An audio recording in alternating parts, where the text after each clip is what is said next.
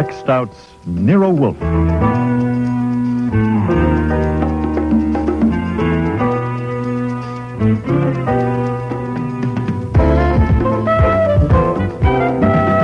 Starring Mabel Moore as Nero Wolfe and Don Franks as Archie Goodwin.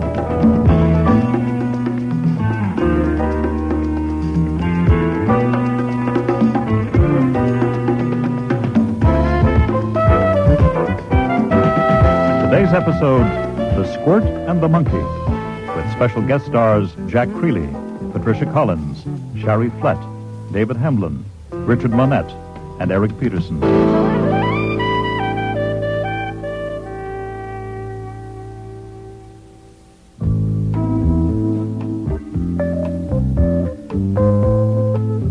I was doing two things at once. With my hands, I was getting my armpit holster and the Marley 32 from a drawer of my desk, and with my tongue, I was giving Nero Wolfe a lecture on economics.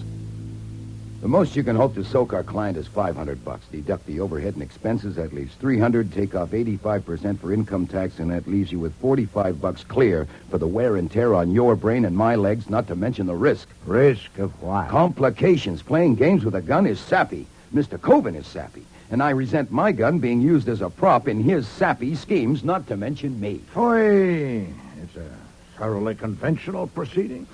Mr. Koven has engaged us to find who stole his gun. You're merely out of humor because you don't like the cartoon strip he draws. Dazzle Dan. And for God's sake. Perhaps you prefer Betty Boop or Blondie. Well, get you. I look at the comics occasionally just to be cultured. It wouldn't hurt any if you did the same.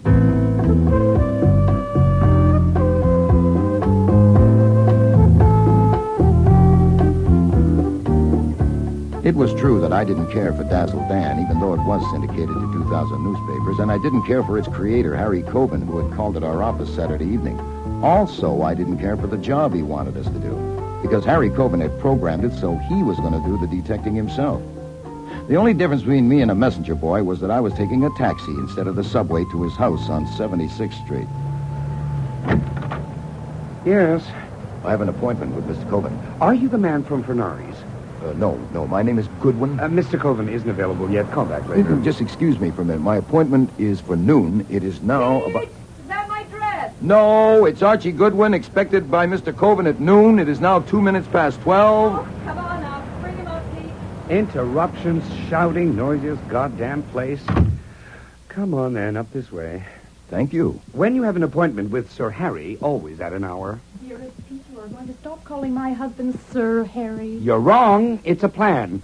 I haven't got the guts to quit churning out this crap and starve for a while, so I call him Sir Harry to make you sore, working myself up to calling him something that will make him sore. And eventually I'll come to a boil and figure out a way to make Adrian Getz sore, and then I'll be fired, and I can be an artist again instead of doodling out Dazzle Dan. It's a plan. There's no need to bore our guest with your plan. Hello, Mr. Goodwin. Good afternoon. There's every need. I'm more apt to go through with it if I announce it in front of a witness. You're the witness, Goodwin. My name's Jordan. Peter, darling, Hello, you're Mr. acting like a brat, and you're too old to be a brat. Why not grow up? I look on you as a mother. Peter! Now, excuse me, but I am not a professional witness. I came to see Mr. Koven at his request. Shall I go hunt for him? Good morning, Mrs. Koven. Am I too early? Good morning, Byron. Yes, it's too early. This is Mr. Hildebrand, Mr. Goodwin. Mr. Pete Hildebrand. left the workroom, so I thought it must be time. Oh, are you unable to work unless I'm there? I give you inspiration. Is that it? What you give me, Pete, isn't inspiration. It's a headache. Then why don't you take a pill? You are a royal pain. It was all very informal and homey. I'd had enough of the three people in that room even before the monkey in the cage in a corner decided to join the fun. Also, the room was like an oven. So I walked to the far side of the room and opened the window. Who opened that window? I did. Well, please shut it at once. Rookaloo will be dead in an hour. Certainly. And now that I have your attention, finally, Rookaloo's coughing. Are you all right, baby? Listen to him. Pneumonia already. That's an idea. That's what I'll do when I work up to making Getz sore. You Open must a be window. Archie Goodwin. Hmm. I'm Pat Lowell, Mr. Koven's manager. Hello. I was going to phone you this morning to warn you that Mr. Koven is never on time for an appointment, but he arranged this himself, so I didn't. Well, never again pass up an excuse for phoning me. I won't. Hmm. You're early, anyway. He told us the conference would be at 12:30. I was told to come at 12. Oh? To talk with him first? I guess so. Well, I handle all his business. Everything from endorsements of cough drops to putting Dazzle Dan on scooters, and this is the first time he's ever done this. Done what? Called someone in without consulting me. I understand it's something to do with Dazzle Dan starting a detective agency. We'd better wait and let Mr. Koven tell her. Right? As I understand it, I'm only here as a technical advisor. Of course, you would handle the business end, and that would mean you and I would have to have lots of talks. Oh, here's Mr. Koven now with Mr. Getz. Good morning, my little dazzlers. Good morning, Harry. Mr. Goodwin, you know Harry, Yes, but hello, this Harry. is Adrian Getz. Mr. Getz, It seems cool in here. I opened a window. With Rukalu in the room? Good heavens. So you got here, Goodwin. Don't mind the Squirt and his damn monkey. Loves that damn monkey. I call this the steam room. How is he, Squirt? Okay? I think so, Harry. I hope so. I hope so, too, or God help Goodwin. Byron has 7:28 come. No, I phoned Funari, and he said it would be right over. Late again. We may have to change. When it comes, do a revise on the third frame, where Dan says, not tonight, my dear. Make it not today, my dear. Got it? But we discussed that I know, yesterday. but we changed it. We'll change 7:29 to fit if you finish 7:33. No, but it's only a matter Then what are of... you doing up here? Why, Goodwin came, and you said you wanted us... I'll let you know when we're ready, sometime after lunch. Show me the revise on 7:28. How is everybody? Blooming, see you all later. Come along, Goodman. We'll go to my study.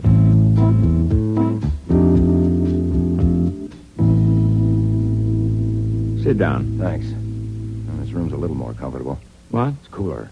Oh, yeah. I'm eating my breakfast now. You had yours. Yeah, oh, yeah.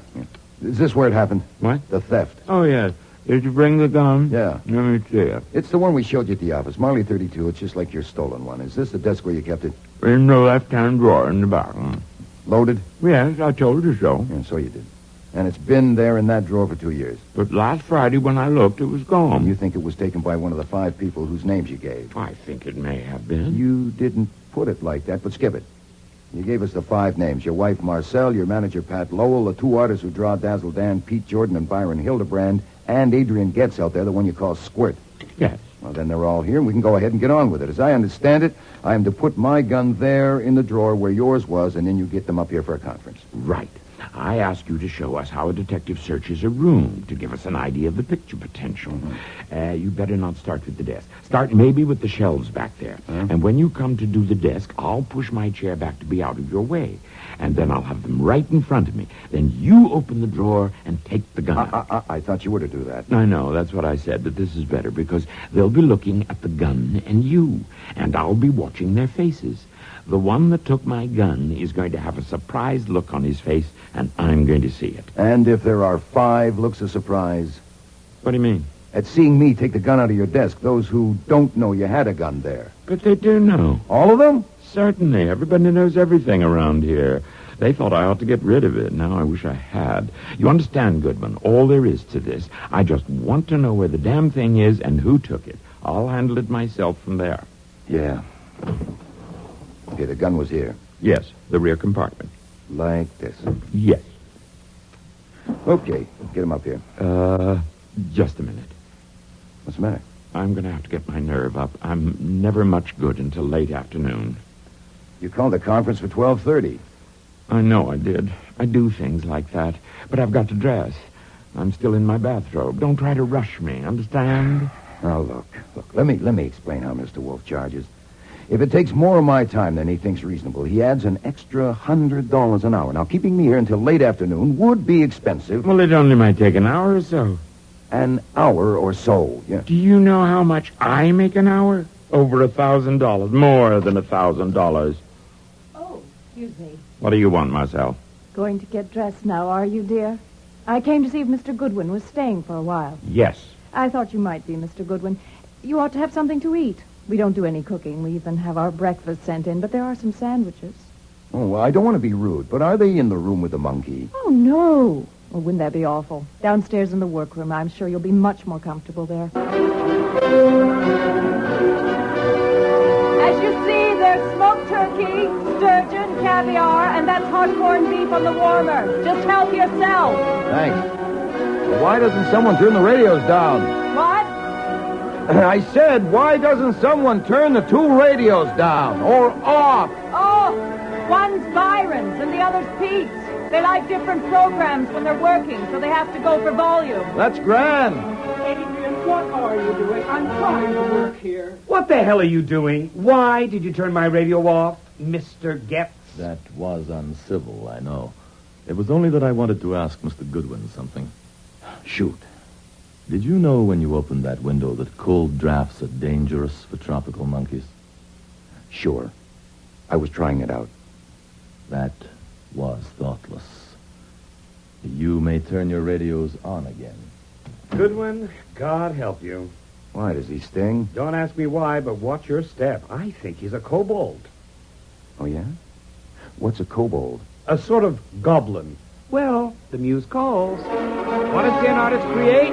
Come and look. No, thanks, I think... What? What did you say? I said no thanks. I think I'll go and chat with the monkey. And I did go and talk with the monkey for a while. When the heat got to me, I went back to the workroom and watched the artist for a while. Nothing I saw changed my opinion of Dazzle Dan. But I had to admire the way they did him. Working from rough sketches, which all looked alike to me, they turned out the finished product in 3 colors so fast they could barely keep up. Then I sat down and concentrated on the experiment of listening to 2 radio stations at once for a while. When my brain started to curdle, I got out. A door toward the front of the house was standing open. I stepped inside when I saw Pat Lowell was there. Look, could you listen a minute, Miss Lowell? We're here on a desert island, and for months you've been holding me at arm's length, and I'm desperate. It is not mere propinquity. In rags and tatters as you are, without makeup, I've come to look upon I'm you busy. Go play with a coconut. Then I spent another half an hour or so looking through the glass of the front door at the outside world. The view was nothing to brag about. And the afternoon passed like that. Eventually, when I was thoroughly fed up, I went upstairs in search of Lord Harry. The study was empty, so I tried next door. Mr. Koven? Oh, sorry. Mrs. Koven was lying in the middle of a king-size bed there. I needn't have apologized. She was sound asleep, so I quietly closed the door. In the room across the hall, Harry Koven was standing at the window with his back to me. Well, what do you want? It's going on 4 o'clock. I'll be going soon and taking my gun with me. I was standing at the window thinking. Oh, yeah? Any luck? Fame and fortune aren't all man needs for happiness. Even with a loving wife. Marcelle is my third, you know, and she's wonderful. She's 14 years younger than me, but that still isn't all that's needed for happiness. Look, it's 4:15, and it's getting dark. I would call it late afternoon. Now, what do you say we go ahead? I want a drink. Will you join me? It's a bit early for me. I'm not supposed to drink until 5 o'clock, but I'll make this an exception. Bourbon, all right? Say when. Cheers. Oh, I need this today. Suppose we take the refreshment into the study and go over our act. Don't rush me. Oh. Oh, all right. Come on, bring your glass. Goodwin, you don't understand the pressures on a man in my position, the responsibilities. Yeah, I see what you mean. I wouldn't want to be in your shoes. Okay, then, here we are. You sit at the desk there. You're right. I search the shelves back here, and then I come to the desk, and I open the drawer, and there's a gun, and you watch the expression on everyone's faces. Then I go and get... Wait a minute. What's the matter? We have found your gun. What? It's empty. Take a look. That's the gun you put in. It isn't. Mine was clean and bright. Is it yours? I don't know. It looks like it. How in the name of God... How do you think? Someone with hands took mine out and put yours in. It could have been you, wasn't it? Me? No. How could it have been me? I didn't even know where mine was. Yeah, you said you didn't. I had to stretch you out and tamp you down, keeping me here the whole goddamn day, and now this. If you ever talk straight and to the point, now is the time. Did you touch my gun? No. Do you know who did? No, but you're... All right, shut up, damn it, shut up. I'm going down there and I'm going to get them. You stay put right here. If I find when I get back that you've moved from that position, I'll either slap you down with your own gun or I'll phone the police. My God, don't call the I police. said shut up and stay put. This is my house, Goodwin, and God damn it, don't you know a raving maniac when you see one? Me. Maybe the best thing would be for you to call a cop. I want my gun. By the time I got down to the ground floor, I had myself well enough in hand to calmly tell them that Koven was ready for them upstairs. I found Pat Lowell at her desk and Hildebrand and Jordan still at their drawing boards and herded them upstairs. Where will I find Adrian Getz? He may be in his room, over there. He takes his afternoon nap in there with Rukalu, but not this late usually. Thank you, I'll check. Mr. Getz, are you in there? Why, there's a draft. Adrian never opens a window. Put on the lights. Adrian, Adrian Getz, the Squirt, was lying on the couch, but he wasn't taking a nap. The hole in his skull was just northeast of his right ear, and the blood had run over the edge of the couch onto the floor. I stuck my hand inside the V of his vest and held it there for 8 seconds. Adrian Getz was through taking naps. My God, look in the cage over there. Look at Rupaloo. What's he holding to his chest? That's a gun he's holding to his chest, a Marley 32. I suspect he's holding it to his chest because it's the only warm thing in this room, having recently been fired.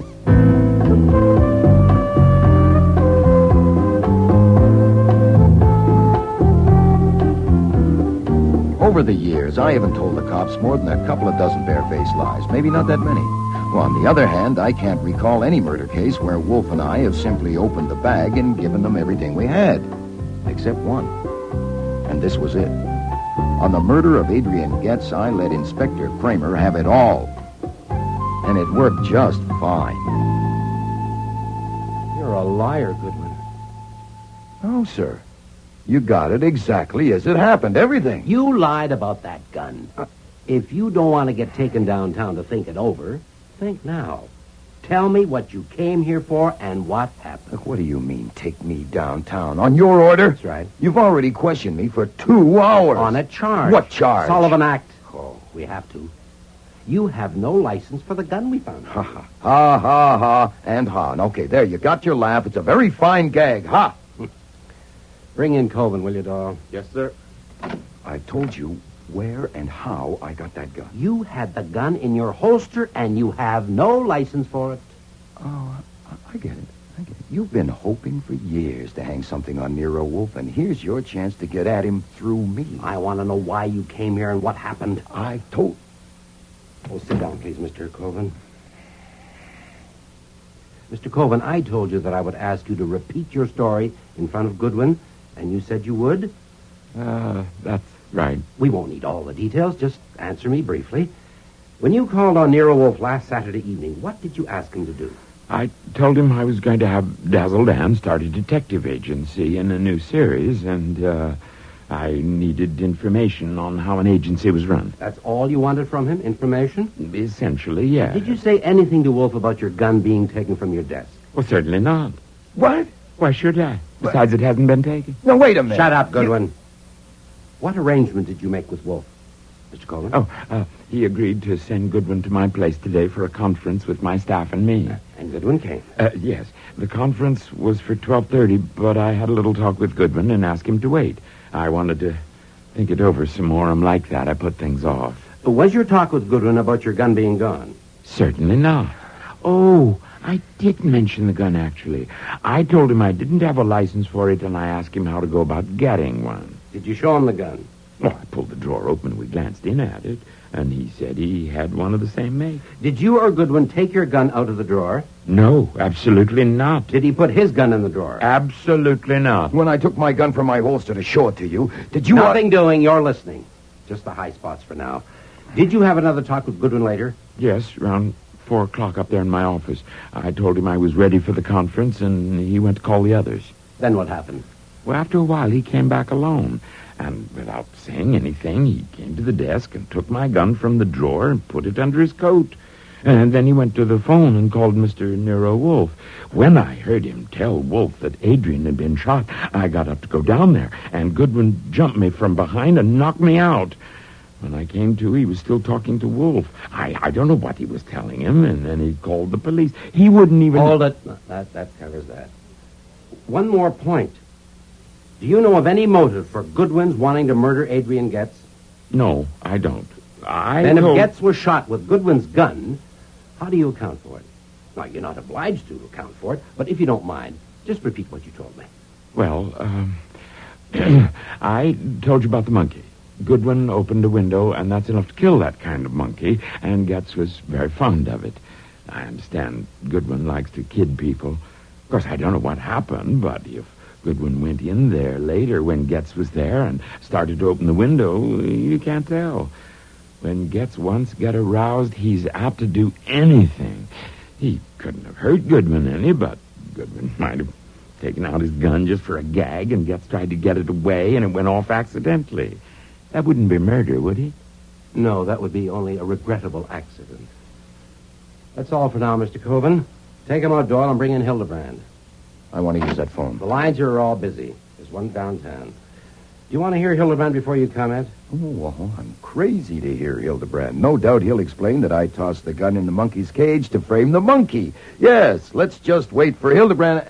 Oh, here he is now. This will only take a minute, Mr. Hildebrand. I just want to check on Sunday morning. Yesterday, you were here working? I often work Sundays. You were in the workroom? Yes, Mr. Getz was there, too, making some suggestions. I was doubtful about one of his suggestions and went upstairs to consult Mr. Koven. But Mrs. Koven was in the hall. You mean the big hall, one flight up? Yes. She said Mr. Koven wasn't up yet, but Miss Lowell was in the study waiting to see him, and I could wait, too, if I wanted. And you did that? Yes. While you were waiting, you had a conversation with Miss Lowell? Yes. We discussed various matters, and mention was made of the gun Mr. Koven kept in his desk drawer. I pulled the drawer open just to look at it, with no special purpose, just to look at it. Was the gun there in the drawer? Yes. Did you take it out? No. Neither did Miss Lowell. We didn't touch it. But you recognize it as the same gun? I can't say that I did, no. I can only say that it looked the same as before. So yesterday morning, in Miss Lowell's presence, you opened the drawer and saw the gun, which you took to be the gun you had seen there before. Is that correct? That's correct. Okay, that's all. You can go now. Got anything to say, Goodwin? Sorry, Inspector, I lost my voice. You're not funny, pal. You're never as funny as you think you are. This time you're not funny at all. I've got you. I'll be leaving here before long to join you downtown. And on my way, I'll stop in at Wolfe's place for a talk. He won't climb up on this one. At the very least, I've got you on the Sullivan Act. Why fiddle around with the Sullivan Act? Make it a big one and really make a fool of yourself. I've warned you. Even a suspended sentence, you lose your license. Ah. You goddamn mule. Take him downtown, Doyle.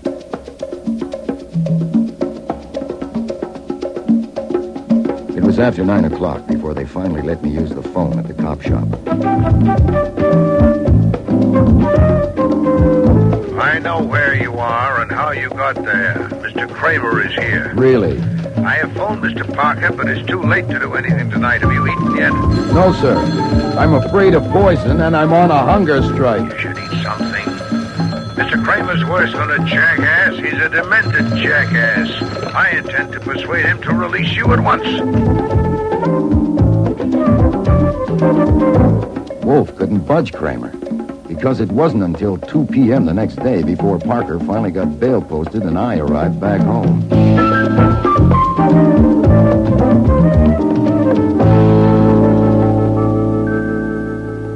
Are you all right? No, don't you smell me? What the devil is that smell? Disinfectant for the bloodhounds in case you escape. I'm going to go up and rinse off. Not yet. Have you eaten? Enough to hold me. Then we'll get started. Look, it'll help if we first get it settled about my leaving that room with my gun in there in the drawer. Shut up and sit down. I deny that you were in the slightest degree imprudent. Even if you were, this has transcended such petty considerations. Your notebook, take a letter. Yes, sir. Dear Mrs. Baumgarten, thank you very much for your letter of the 13th, requesting me to undertake an investigation for you, paragraph. I am sorry that I cannot be of service to you. I am compelled to decline because I've been informed by an official of the New York Police Department that my license to operate a private detective agency is about to be taken away from me. Sincerely yours. What happened in your talk with Kramer? Type that at once and send Fritz to mail it. If any requests for appointments come by telephone, refuse them, giving the reason and keeping a record. The reason given in the letter? Yes. Did Mr. Parker go back to his office? That's what he said. Shall I get him for you? No, you start typing. I'll call him. Send Mr. Koven a bill for recovery of his gun, $500. It should go today. What, no extras? No, considering all... $500 flat. And I want you to call your friend at the Gazette. I want the last 3 years of the Dazzle Dan comic strip. Can you get them? I can try. Do so. Mr. Parker. How long will it take to enter a suit for damages and serve a summons on the defendant? Can you do it by noon tomorrow? Then do your best, please. Mr. Koven has destroyed by slander my means of livelihood. I wish to bring an action demanding payment by him of the sum of $1 million. Whoopee!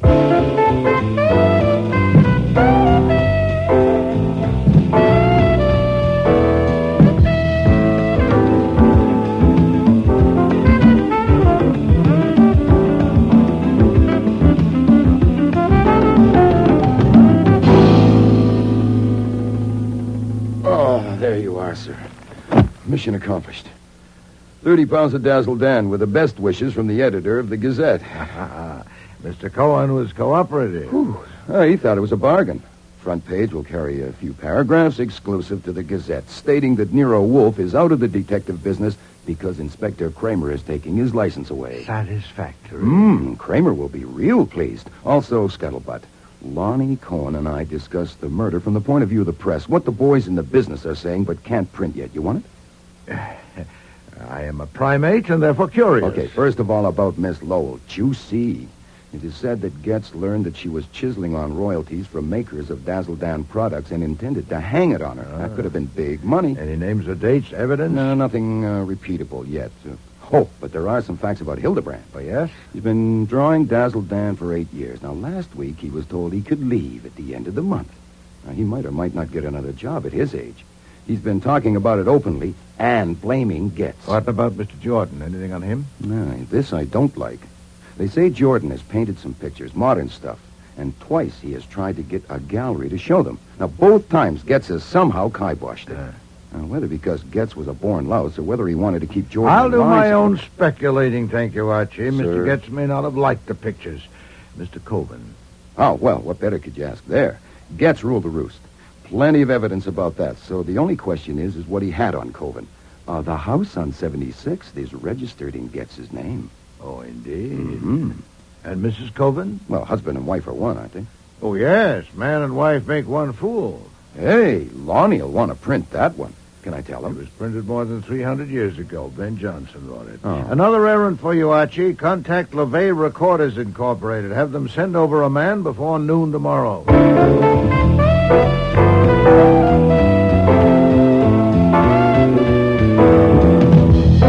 It wasn't till nearly dinner time that I got to take that much-needed shower. After dinner that evening, we were all hard at it in the office. Fritz unfolding gazettes, finding the right page and tearing it out. I was banging away at my typewriter on a detailed report for Mr. Parker in the slander suit against Harry Koven. And Wolfe was at his desk concentrating on a methodical study of 3 years of Dazzle Dan. It was well after midnight before he pushed back his chair and got up. This morass of fatuity has given me indigestion. Yes, sir. Culture can be hard to take. Read this strip, Archie. Oh, yummy. The Sunday section in color. Well, boys and girls in the first picture, Dazzle is scooting along this country road on his motorcycle, passing a sign that says Peaches right from the tree. Aggie Ghoul and Haggie Cruel proprietors. It isn't necessary to read aloud. Comics are meant to be read aloud. And in the second picture, Dan says, give me a dozen. Notice how the two women are dressed. The old one is wearing a potato sack, and I think that's supposed to be a mink coat on the young one. Look at frame 5. The old one is handing the young one a coin and saying, here's your 10%. Haggie, and Haggie says, thank you very much. Well, go on. All right. And Dazzle asks Haggie, why don't you split it even? And Aggie tells him, because it's my tree. Huh? Am I supposed to comment? If it would help, yes. All right, if you mean the mink coat, Pat Lowell's may not be paid for. There have been 2 similar episodes, one each year with the same characters. Then it may be paid for. Is that all? Well, that's all for now. I'm not a brain, I'm a typist. I gotta finish this damn report.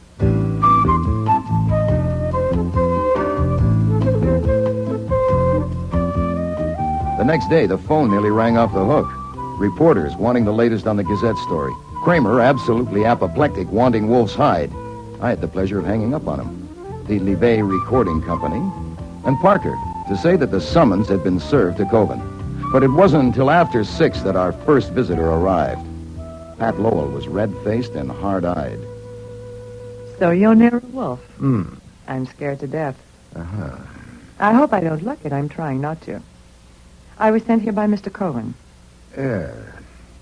My God, don't you ever say anything? Oh, on occasion. Give me one. You say something. Mr. Koven sent me about your ridiculous suit for damages. He intends to enter a counterclaim for damage to his reputation through actions of your acknowledged agent, Archie Goodwin. Of course, he denies that there's any basis for your suit. That's the situation. Thank you for coming to tell me. Archie, show Miss Lowell out. Yes, sir. Wait. Mr. Koven thinks lawyers would just make this more of a mess than it is, and I agree with him. He thinks you and he should settle it between you. Now, is that possible?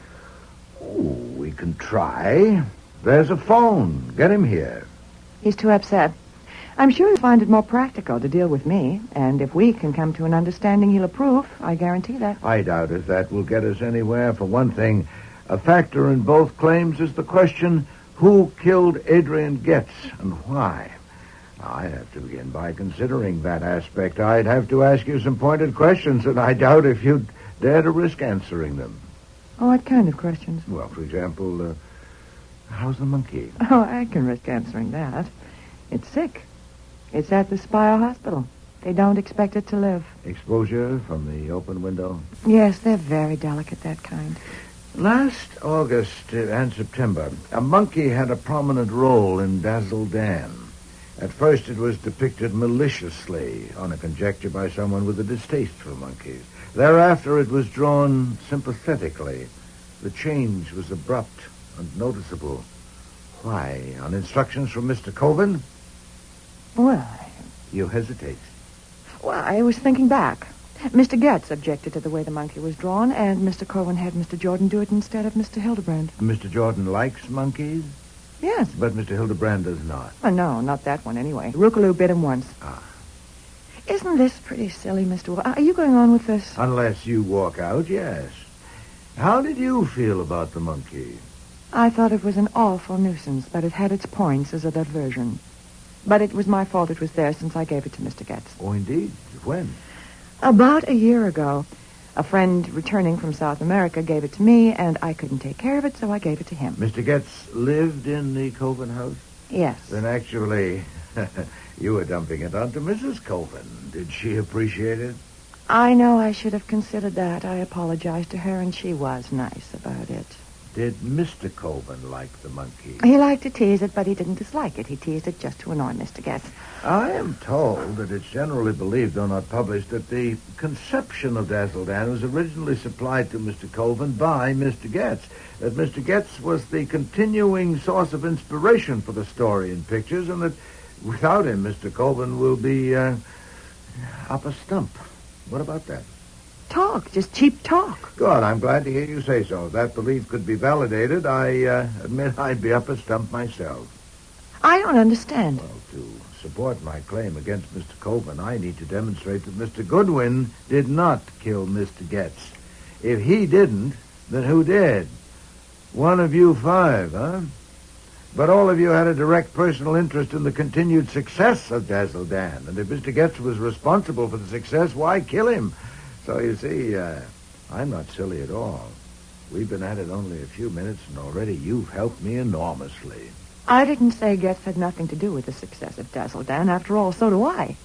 I didn't say he won't be a loss. Everyone knows he was Mr. Coven's oldest and closest friend. We were all quite aware that Mr. Koven relied on him. Please, Miss Lowell, please, don't spoil it for me. Don't give me a point and then try to take it back.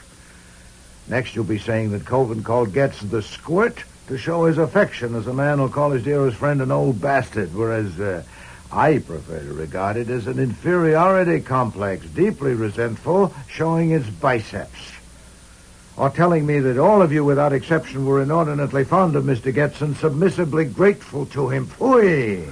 Look, Mr. Wolfe, You should know that I had a talk with Inspector Kramer Monday evening and learned from him some of the plain facts, such as the pillow lying on the floor, scorched and pierced, showing it had been used to muffle the sound of the shot, and the failure of all of you to prove lack of opportunity. We aren't getting anywhere. This is pointless. You're quite right. We've gone as far as we can, you and I. It's time for you to call Mr. Koven and tell him so. Tell him to be here at 8:30 with Mrs. Koven, Mr. Jordan, and Mr. Hildebrand. Are you trying to be funny? I now know who killed Mr. Getz. I'll have to tell the police, of course, but first I want to settle the matter of my claim with Mr. Koven. And you can tell him that.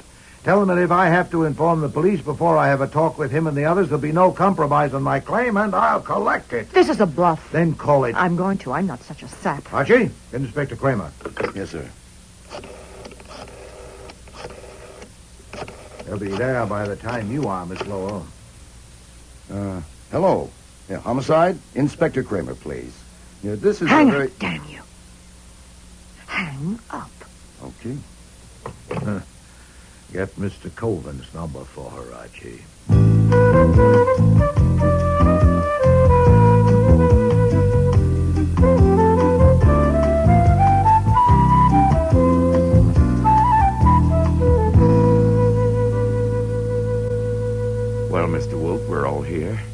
this time you can't cook up a fancy lie with Goodwin. There are witnesses. We won't get anywhere that way, Mr. Koven. The situation is this. You don't want to pay me $1 million. I don't want to lose my license. The police don't want to add another unsolved murder to the long list. The central and dominant factor is the violent death of Mr. Getz, and I propose to deal with that at length. Now, if we can get that settled... You told Miss Lowell you know who killed him. If so, why don't you tell the police? That ought to settle it.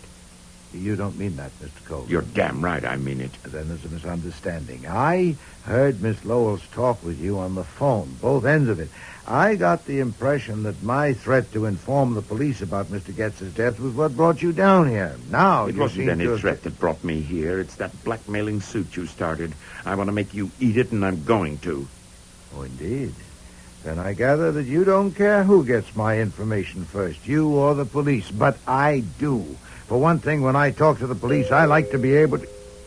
Archie, if you will. Yes, sir.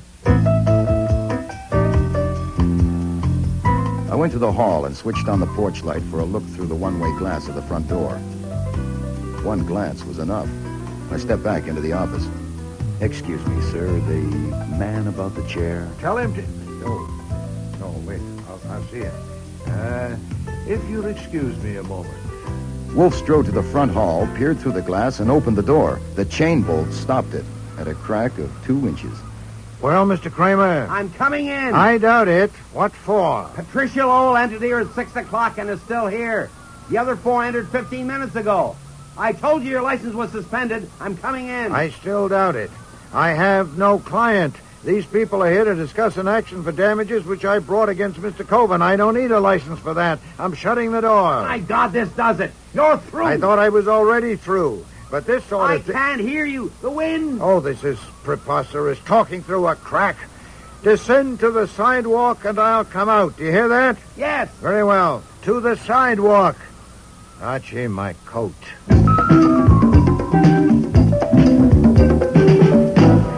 I don't like fighting a blizzard, so let's get to the point.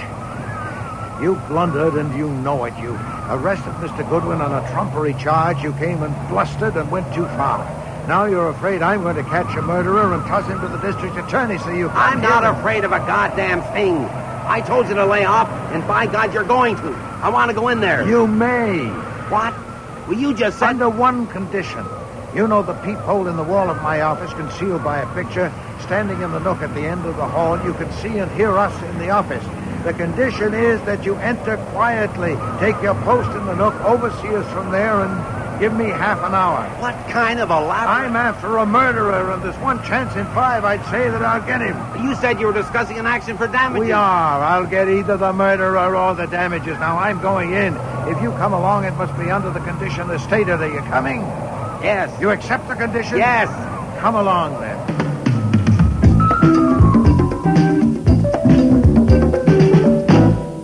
I apologize to you all. That was unavoidable. Now, suppose we start over, Mr. Koven, with your surmise to the police that Getz was shot by Mr. Goodwin accidentally. That's absurd. I don't know how else it could have happened. Do you really dare, sir, in front of me, to my face, to cling to that fantastic tale you told the police, that rigmarole? You're damn right I do. Pooey! I had hoped here together we were prepared to get down to reality. It would have been better to adopt your suggestion to take my information to the police. Perhaps... I made no such suggestion. In this room, Mr. Koven, some 15 minutes ago. No. I see. Oh, it's impossible to get on solid ground with a man like you, but I still have to try. Archie. Yes, sir. Play back the tape.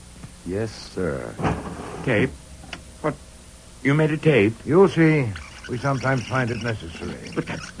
You can't do that, can you? We have done that. Are you ready, Archie? Yes, sir, just about. There, that should do it. It's not that, Mr. Koven, not at all. I only doubt if it's worth it to you, considering the size of my minimum fee, to hire me for anything so trivial as finding a stolen gun. No, Archie, what was said today? I shouldn't. Oh, I'm sorry. I rewound it too far. Must I do it myself? Well, I said I'm sorry. It's hard to be accurate in such a hurry.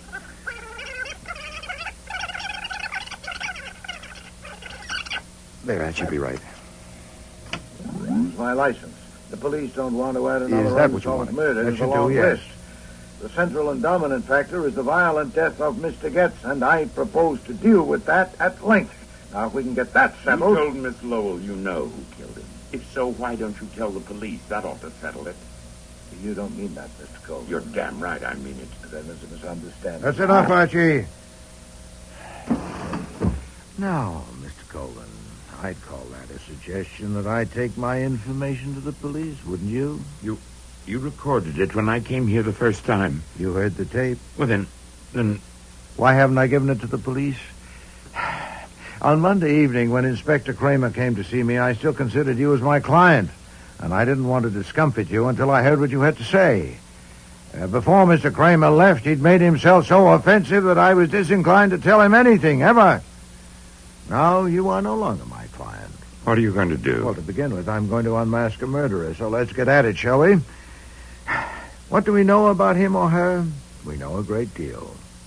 First, he took Koven's gun from the drawer sometime previous to last Friday and kept it somewhere, because that gun was returned to the drawer when Goodwin's was removed shortly before Getz was killed. Wait a minute. Mr. Koven's gun was in the drawer Sunday morning. Byron and I saw it. That's right. We'll come to that in a moment. Second, he knew the purpose of Koven's visit to me and of Goodwin's errand at the Koven house on Monday, and he knew the details of the procedure planned by Koven and Goodwin. I don't know them even yet. Neither do I. None of us do. The innocent can afford ignorance. Enjoy it, if you have it. Third, his mental processes are devious but defective. His deliberate plan to make it appear that Goodwin had killed Getz, while ingenious in some respects, was witless in others. Going to Koven's office to exchange guns, proceeding to Getz's room, shooting him in the head, using a pillow to muffle the sound, all that was competently conceived and daringly executed, but then what? Wanting to make sure that the gun would be found on the spot, he slipped it into the monkey's cage. That was probably improvisation, but it was utterly brainless. Mr. Goodwin couldn't possibly be such a vapid fool. Fourth, he hated the monkey deeply and bitterly, either on its own account or because of its association with Getz. Having just killed a man and needing to leave the spot with all possible speed, he went and opened a window from only one conceivable motive. That took a peculiar, indeed an unexampled malevolence.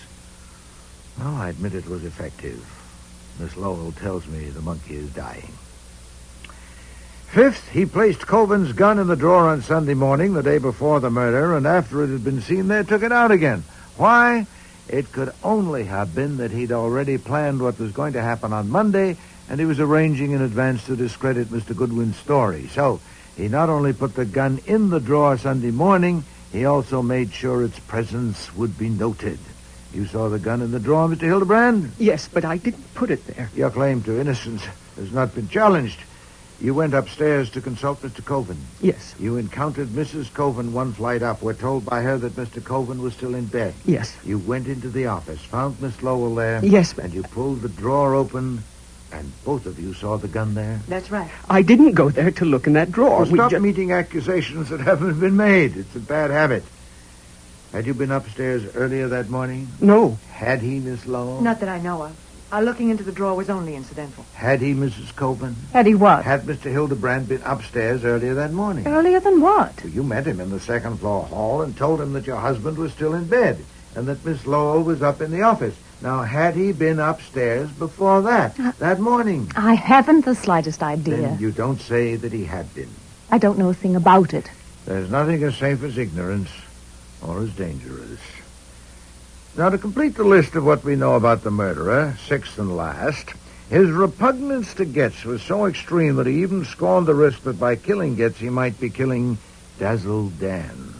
How essential Getz was to Dazzle Dan... I make Dazzle Dan. Dazzle Dan is mine. I am Dazzle Dan. For God's sake, shut up, Harry. Well, I've identified the murderer for you by now, Shirley. You have not. Then I'll specify. But first let me say a word for the police, particularly Mr. Kramer. What flummoxed Mr. Kramer was Mr. Koven's elaborate lie, apparently corroborated by Miss Lowell and Mr. Hildebrand.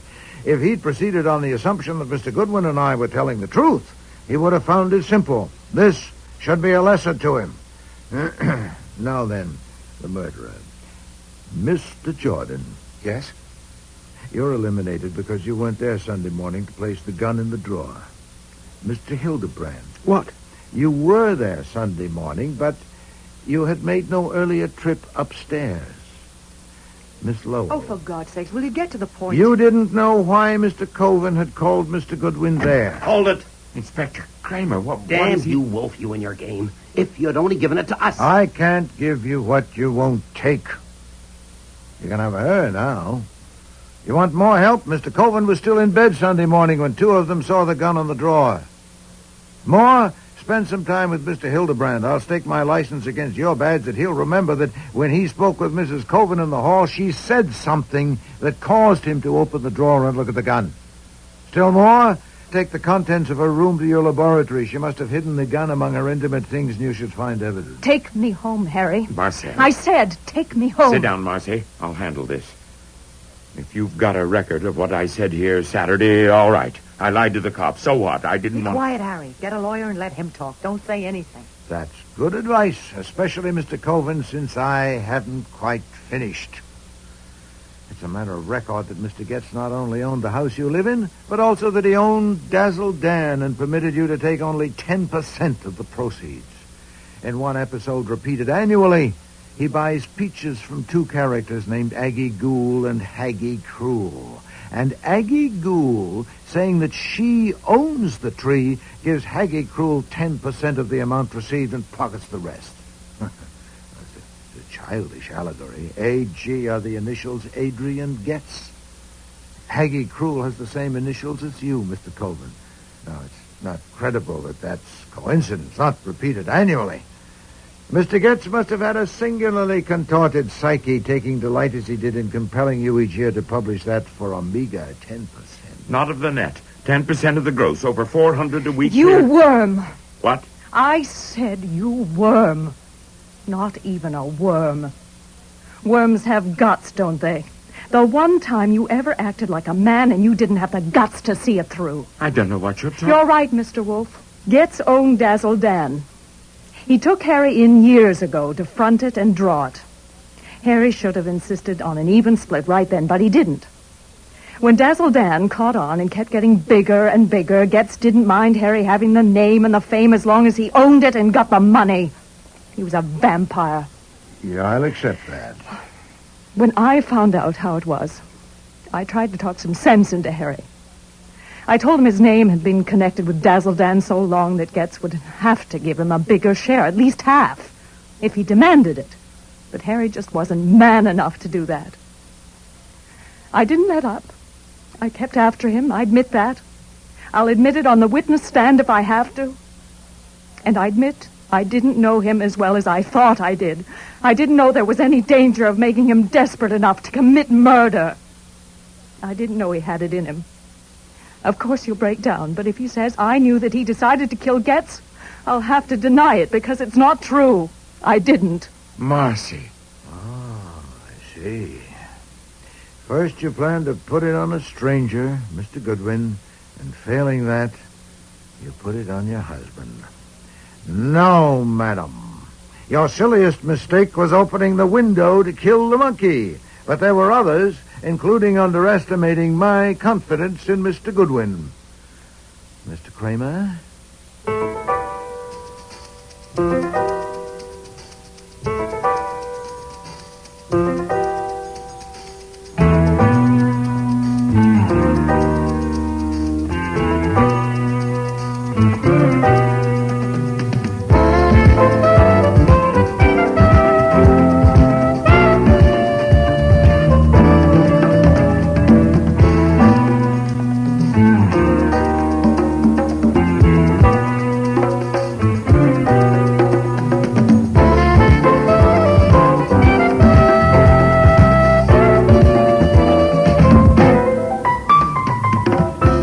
Starring in today's episode were Mabel Moore as Nero Wolfe, Dawn Franks as Archie Goodwin, and Cece Linder as Inspector Kramer.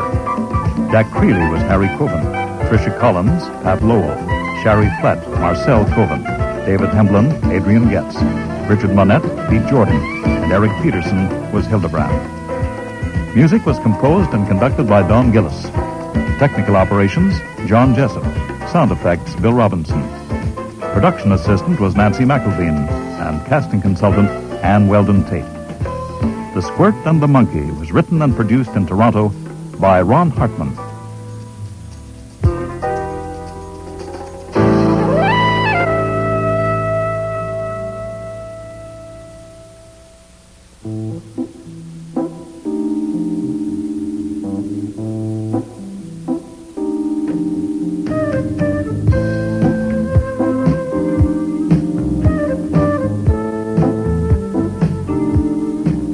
Next week. Is that a siren, Archie? Yeah. It's a Parkway police car coming up behind us. You know, when you were having the car sent down, I phoned home. Fritz said there'd been 4 calls, one from an officer of the court, one from the DA's office, and 2 from Inspector Kramer. Oh, Would swell. Kramer have sent out an alarm? Well, the way he'd like to pin your scalp to his wall, I wouldn't put it past him. And we're about to find out. Hey, no, that's no way to do it. Open a valve and let it out. He'd see. Unger. Oh, God, help me. It would be wonderful if someone could put his arms around me and tell me, all right, my darling, I'll take care of everything. Just leave it to me. Oh, that would be wonderful. I may try it if you'll brief me on what I'd have to take care of. God, I'm a fool. You saw my car out front. The Yellow Jag. I am going to burn it. How do you set fire to a car? If you're sitting on a lid you don't want open, my advice is to move. Now, the sooner the better, or you may get hurt. I am already hurt. Mr. Wolfe, you knew you were to be called yesterday, but you left the courtroom. Yes. If your reason for leaving is unsatisfactory, you are in contempt of court. Do you understand that? Yes, sir. Then, why did you leave? You are under oath. Your Honor, I respectfully ask your indulgence. My reason for leaving is inherent in my testimony, and therefore I would rather plead on the charge of contempt afterwards, if the court will permit. I'll still be here. Indeed you will. You're under arrest. No, I'm not. You're not under arrest? No, sir, I came here voluntarily. Well, you are now. Officer, this man is under arrest. Next week, The Next Witness, with guest stars Terry Tweed, Robert Christie, Michael Ayub, and Dixie Seatle.